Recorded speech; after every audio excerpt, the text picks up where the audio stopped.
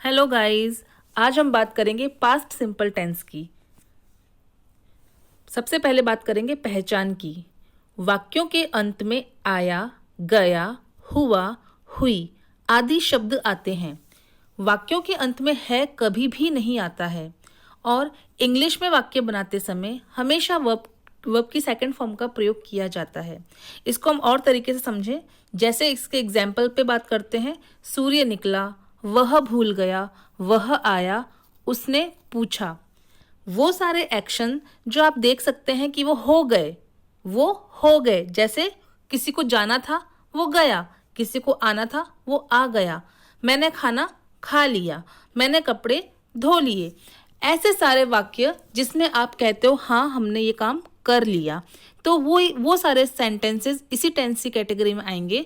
और आपको एक बात ध्यान रखनी है जो बहुत ज़्यादा ज़रूरी है। अगर आपने यही सेंटेंस ऐसे बोला, वह आ गया है, मैं दोबारा रिपीट करती हूँ, अगर आपने वह आ गया की जगह बोला वह आ गया है, तो आपका टेंस टोटली चेंज हो जाएगा। तो कौन सा टेंस बन जाएगा? वो पास्ट सिंपल नहीं रह करके वो बन जाएगा प्रेजेंट परफेक्ट टेंस। ये छोटी छोटी जो बातें बताना बहुत ज़रूरी होता है वीडियो के बीच में, क्योंकि कई बार हम बहुत ज़्यादा कंफ्यूज हो जाते हैं। लेकिन हो सकता है मेरी ये बात भी आपको कंफ्यूज करे कि फिर अगर प्रेजेंट परफेक्ट टेंस में यही सेंटेंस बनाया तो क्या हमारा सेंटेंस गलत हो जाएगा? जी नहीं, आपका सेंटेंस कभी गलत नहीं होगा। क्योंकि जब हम हिंदी में बात करते हैं तो हम कुछ भी बोल लेते हैं। हम ये भी बोलते हैं वो आ गया है, या हम ये बोल देते हैं वो आ गया। दोनों ही बात सेम है। इसी तरीके से इंग्लिश में भी आप अपनी बात को किसी भी टेंस में बोल सकते हो, बस आपका जो मतलब है वो क्लियर होना चाहिए। तो ये बात मैं आपको बताना ज़्यादा जरूरी समझती थी। लेकिन ये बात भी पता होनी चाहिए कि अगर आपके वाक्यों के अंत में है लग जाता है तो वो टेंस जरूर चेंज हो जाएगा। आगे बात करते हैं इसके यूजेस के बारे में। To indicate an action which completed in the past, वो सारे एक्शन जो पास्ट में आपने खत्म कर लिए। Example, Radha went to Bikaner, Radha Bikaner चली गई। आई प्रिपेयर्ड लंच, मैंने खाना या मैंने लंच बना लिया। वी वन द मैच, हम मैच जीत गए। ये सारे इस तरह के सेंटेंसेस इसी कैटेगरी में रखेंगे। और इस टेंस में आपको वर्ब की सेकंड फॉर्म का इस्तेमाल करना होगा। ये मैंने बात पहले भी बता रखी है आपको। अब हम बात करते हैं इसके स्ट्रक्चर्स और सेंटेंसेस की। स्ट्रक्चर है subject plus verb second form plus object. Sita ने गाना गाया, आपका सब्जेक्ट है सीता और वर्ब है यानी कि एक्शन गाना, गाना को गाना। सीता सैंग अ सॉन्ग, सब्जेक्ट है सीता और आपकी वर्ब है इसमें सैंग, और आपका ऑब्जेक्ट है इसमें song, a song. Sita सैंग a song. इसी के साथ नेगेटिव सेंटेंस से बात करेंगे। मैं बार बार अपने हर वीडियो में आपको एक बात बोलती हूँ कि सिंपल नेगेटिव सेंटेंस में नॉट की जो जगह होती है वो थर्ड नंबर पर होती है। तो अफर्मेटिव से नेगेटिव बनाना बेहद आसान है। कुछ भी नहीं करना है, बस हेल्पिंग वर्ब के साथ या सेंटेंस के थर्ड नंबर पे आपको नॉट बिठा देना होता है। सीता ने गाना नहीं गाया, तो कैसे बनाएंगे हम? Sita did not sing a song. एक बहुत जरूरी बात, ये सबसे आसान है वाकई में पास्ट सिंपल टेंस, क्योंकि इसमें सबसे अच्छी बात यह है कि इसमें एक ही हेल्पिंग वर्ब आती है जो कि है डिड।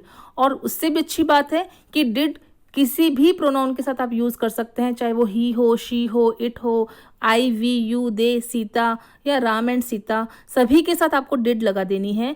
और इसमें लेकिन एक बात का ध्यान रखना है कि अगर आपका सेंटेंस अफर्मेटिव है, सकारात्मक है, तो उसमें आपको डिड कभी नहीं लगाना है। केवल और केवल वर्ब की सेकंड फॉर्म ही लगानी है, कोई हेल्पिंग वर्ब आपको यूज नहीं करनी है। लेकिन अगर आपका सेंटेंस निगेटिव है तो याद रखिएगा आपको डिड जरूर से यूज करना है। Subject plus did plus not plus V first plus object. अब हम बात करते हैं इसके इंटेरोगेटिव सेंटेंस की।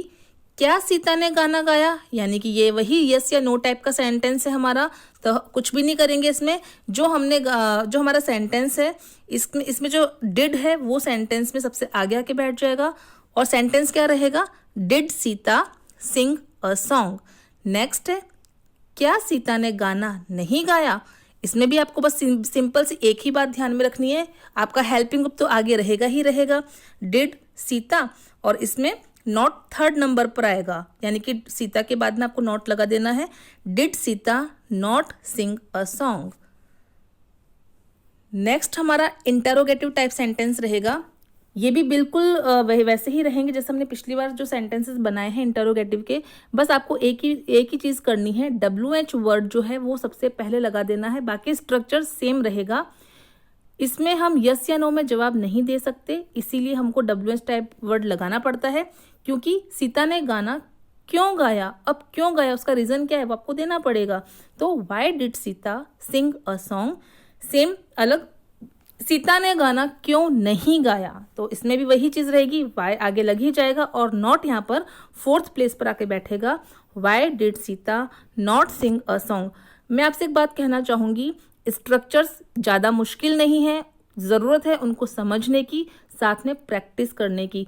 तो प्लीज़ आप खूब प्रैक्टिस कीजिए और आप बनाइए, इन सेंटेंसेस को लिख लिख के बनाइए, बोल बोल के बनाइए। और उनसे भी अच्छी बात यह है कि आप अपने मन में सोचिए। अगर आपको पास्ट सिंपल पे प्रैक्टिस करनी है तो मैं ये चाहूँगी कि आप मन में सोचो कि ऐसे कौन से काम हैं जो अभी हो गए हैं, हो गए हैं नहीं, हो गए, ये हो गया, वो हो गया, आपने झाड़ू लगा ली, पोछा लगा लिया, खाना बन गया, खाना खा लिया, मैं नहा लिया, बच्चे स्कूल गए, हस्बैंड ऑफिस गए, ऐसी जितनी भी एक्टिविटीज़ है जो जस्ट हो गई, तो उनको आप ट्राई करो कि आप उसको उन सेंटेंसेस को आप इंग्लिश में आप ट्रांसलेट करने की कोशिश करो, उनको बोलो और लिखो।